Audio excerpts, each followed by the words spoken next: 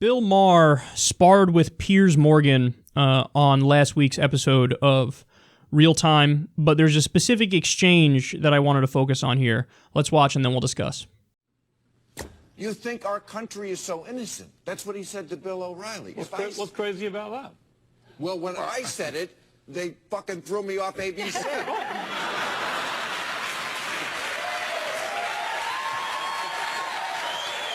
right. No, but seriously, what is crazy? What is crazy about that? Okay, you're right. You think America's innocent? Seriously? After what I just said about the Iraq War? You think that's innocent? No, but I just think that... But America has done bad things. Sorry, right. everybody. No. But how come... So is my country. Putin. That's not that. Putin is a brutal dictator. He just said America's not innocent. There's no comparison. Yes, but it was in response to a question when Bill O'Reilly said Putin's a killer, and he said, yeah, a lot of people are killers. You think we're so innocent? I don't think America is innocent. Britain's not innocent. Right. This is something Noam Chomsky says. Yeah. It just shows that the Republican... Is that good or bad? Sorry. Well, it just shows the Republican Party has no principles. No principles. It's just about who wins. Right. Yeah, but it also shows that loyalist Democrats have no principles because you're also a hypocrite on this. If Bernie Sanders made that point, or if Barack Obama made that point, you would say that's just true. It's just factual. You just mentioned Noam Chomsky. You compared Trump to Noam Chomsky as if to say this is a bad point that Trump is making. I wish Donald Trump said shit that Noam Chomsky said 100% of the time. I don't want to discourage that. I want to encourage that. You picked possibly the least objectionable thing that Trump has ever said to attack Trump. See, this is why I get frustrated. Your resistance is gonna fucking fail if you can't get your head out of your partisan ass. So you have to attack Trump when he does shit that is wrong. You can't attack him for everything he does. So for example, when he axed TPP, anybody who is actually progressive and liberal should go out there and say, you know what, credit where credit is due. He's 100% right on this. There's no ifs, ands, or buts about it. Let me just say full credit. You axe TPP. I agree. So that's what somebody who's intellectual and consistent would say. Hacks try to spin it and say, oh yeah, well now because he's against it, I'm suddenly for TPP. Think progress. Think progress. Progress said, oh yeah, no, he shows that he doesn't want the U.S. to be a global leading power anymore. Oh my God, people who call themselves think progress, as in like progressive, as in moving forwards, now they're for TPP. Okay, so if you give him credit when he's right, like when he says, hey, I'm not going to cut Social Security or Medicare, okay, hold him to that like Bernie Sanders. It's not just about opposing and obstructing, it's about holding him accountable. But you also, yes, when you oppose him, it makes it, when you oppose him, more potent, because it shows that you're not a hack. So when he does something good, if you go credit, then when he does something bad and you go, hell no, people listen to you because they go, I trust that guy. He gave him credit when Trump was right. So what you should be focusing on is the fact that fucking Trump is appointing Goldman Sachs for Treasury Secretary. What you should be focusing on is that, he picked Jeff Good People Don't Smoke Marijuana Sessions for Attorney General. The guy's one of the most conservative people in the fucking Senate. He's got a backwards record on everything. He called a white civil rights attorney a traitor to his race. You should focus on Pouzder, the Ayn Rand loyalist who's going to be labor secretary. He doesn't even believe in labor. He wants to move towards automation. You should focus on the fucking executive order, which was the first action he did as president, which raised taxes on the middle class and first-time home buyers. This is what you focus on. Dismantling the EPA, all these horrific things.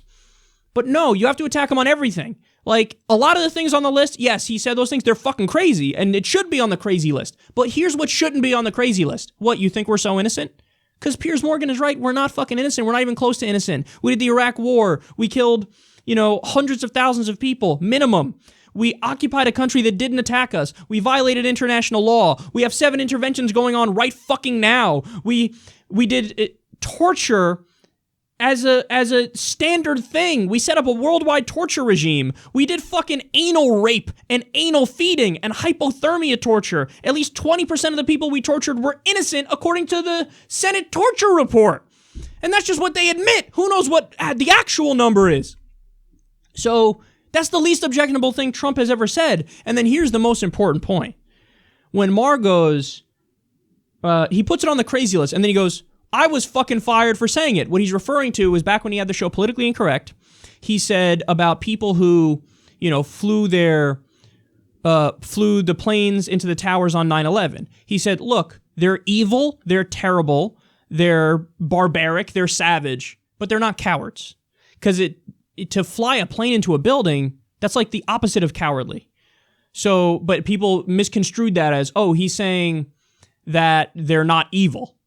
But no, he was clear. You see the whole, quote in context. He's like, yeah, no, they're evil. They're horrific. They're barbarians. But just don't call them cowardly because that's not true. So he got fired for that. He's arguing here, well, that's similar to what I said by Trump saying, what, you think we're so innocent?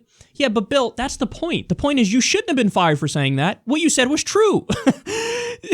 Neither Trump shouldn't get shit for this either because what he said is true. Like, I get it. This is where partisan Democrats say, yeah, but we never assassinated our own journalists. True.